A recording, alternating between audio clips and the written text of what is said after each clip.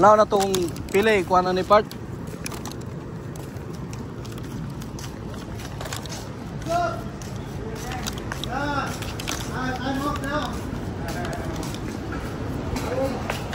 Okay. So, hindi tayo pinalad mga pre.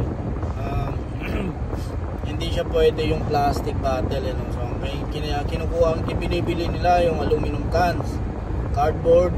Yung mga cardboard dito, yung makakapal na boxes ng Amazon, yung mga tapos newspaper. So, walang dito pinalad ngayong araw.